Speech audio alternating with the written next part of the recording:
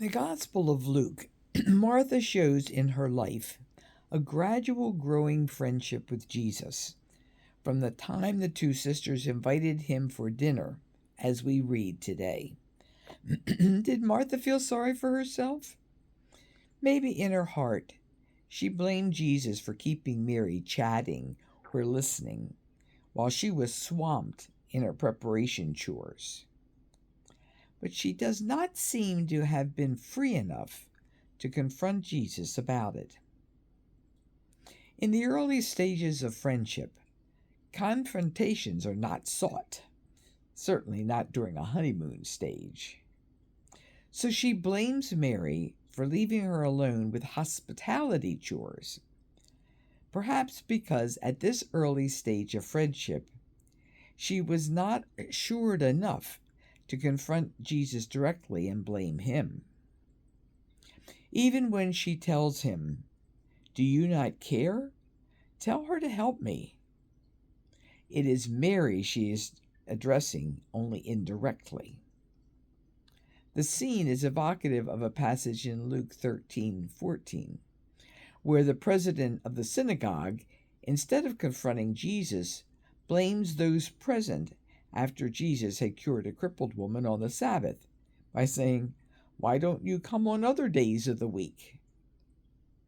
Well, synagogue service only took place on the Sabbath, but of course the synagogue president was not trying to be logical.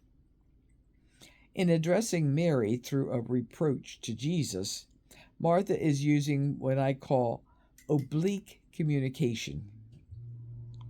We are free enough to complain, or maybe I should say, are we free enough to complain to Jesus directly about his presence in our lives?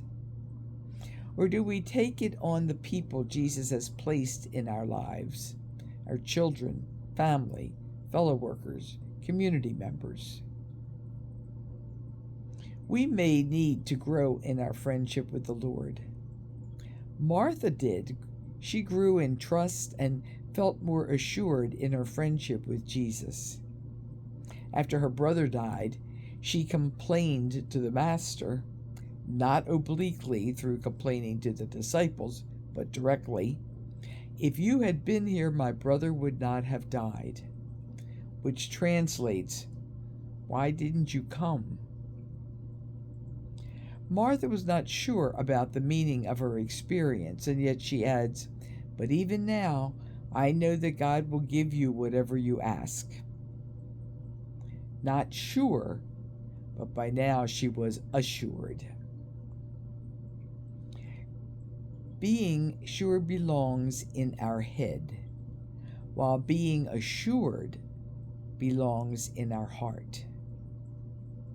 There will be situations in our lives when we are not sure of either ourselves or of the meaning of our experience in our relationship with God.